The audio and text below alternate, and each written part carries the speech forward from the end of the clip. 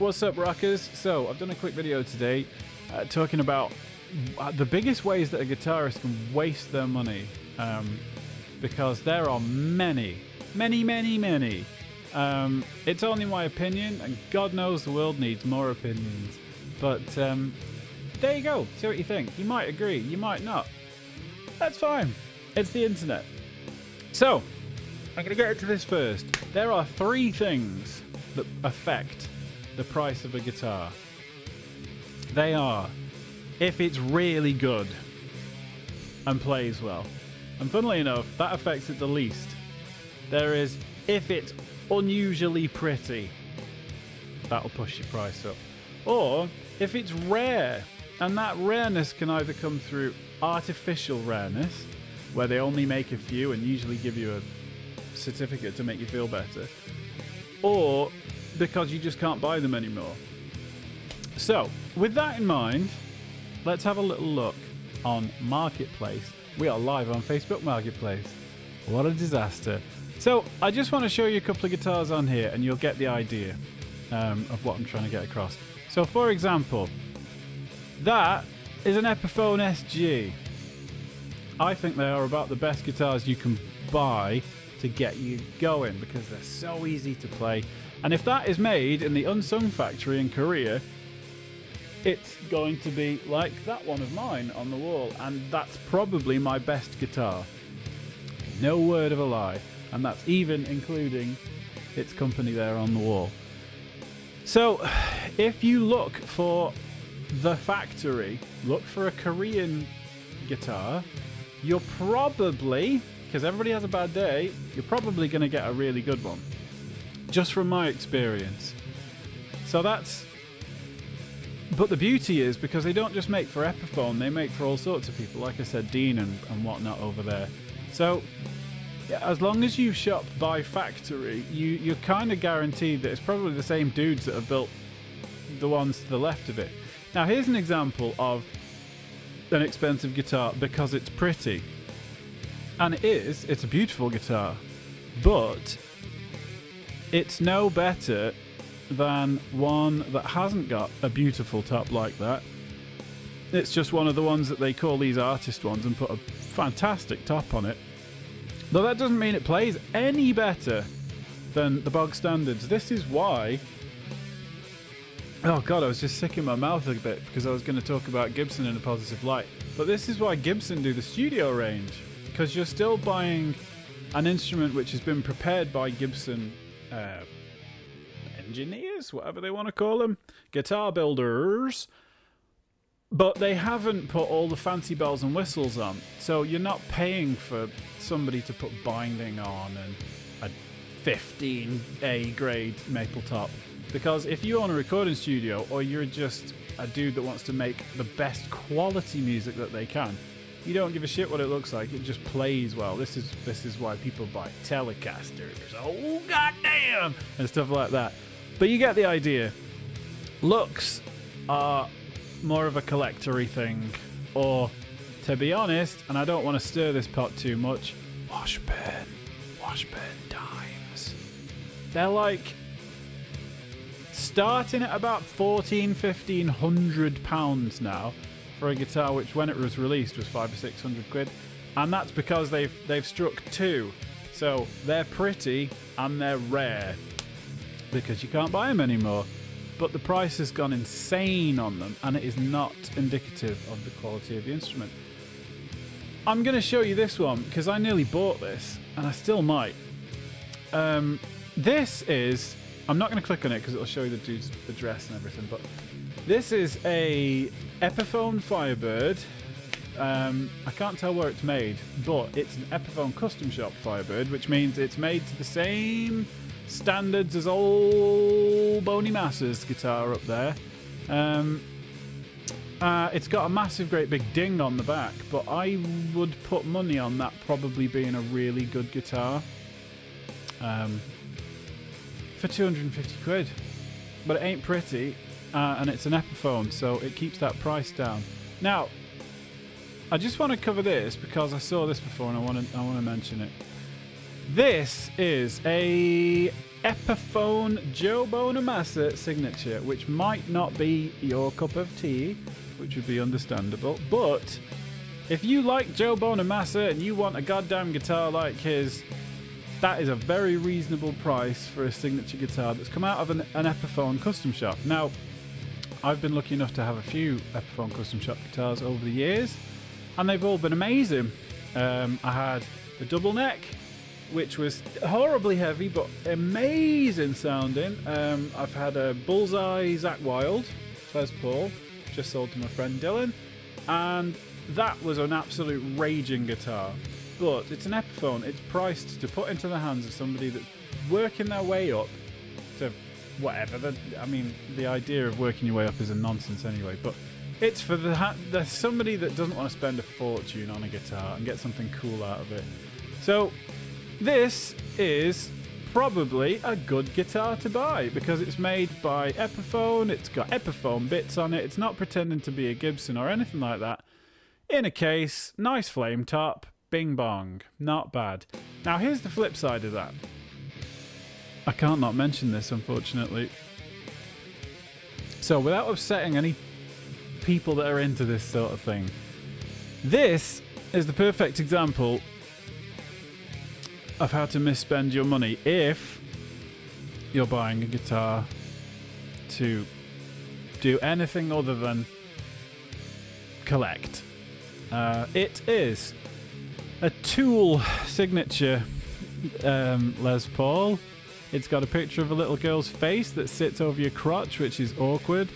It's got a nice, but that ain't difficult, paint job.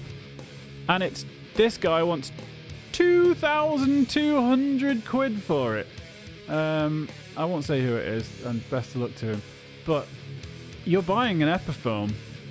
Fancy paint aside, that's an Epiphone. It's got Epiphone hardware on there, because Gibson don't do their stop bars like that.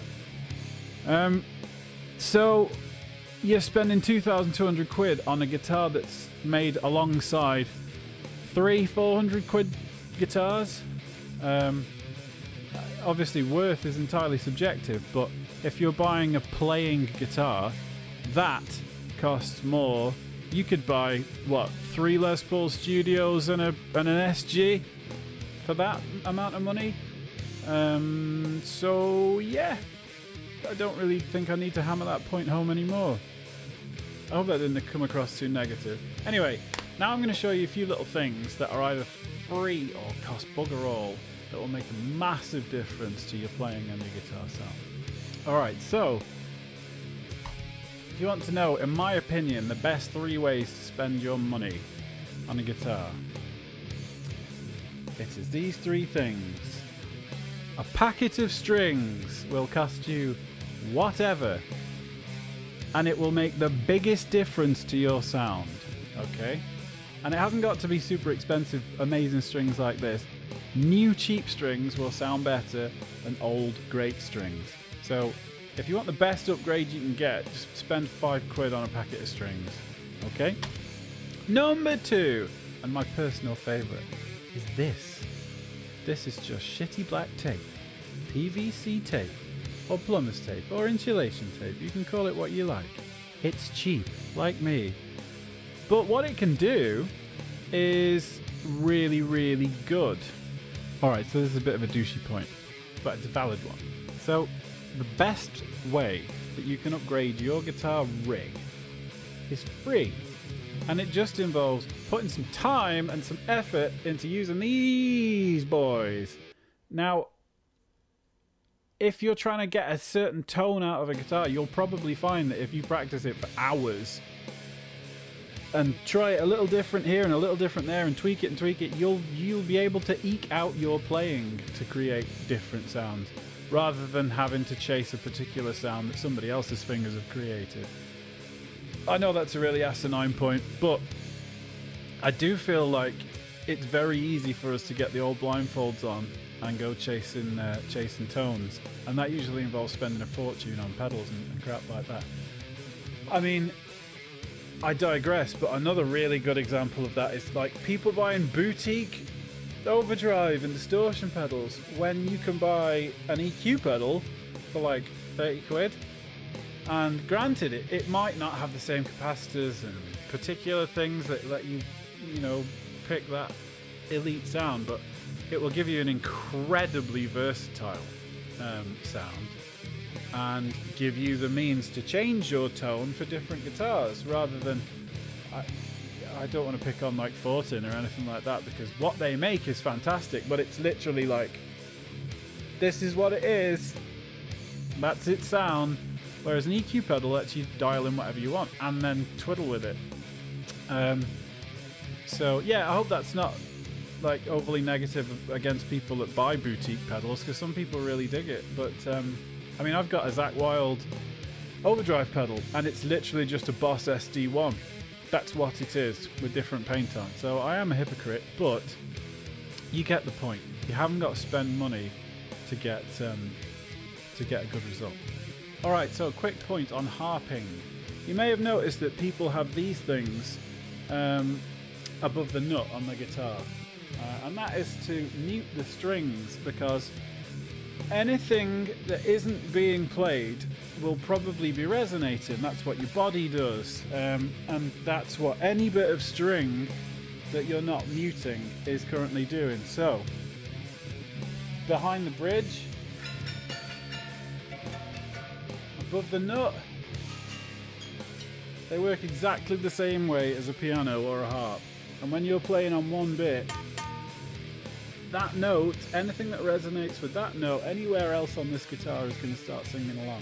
So I've done a couple of videos here of showing how with that black tape you can mute all that down and get yourself sounding really tight.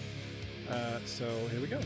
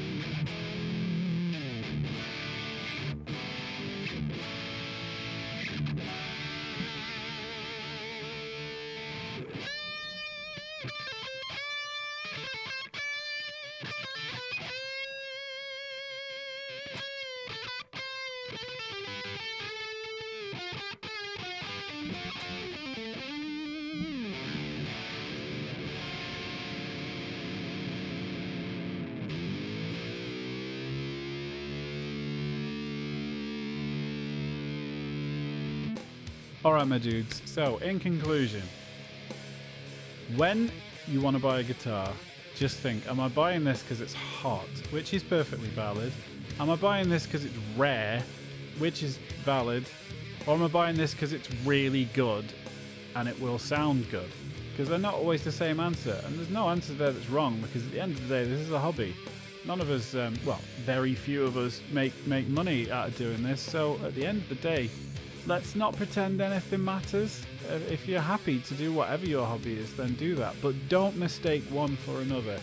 Like a Les Paul Studio, for example, again to go back to that, will probably play just as well as something with a 15A maple top on it, if it's made by somebody that gives a shit about what they're doing.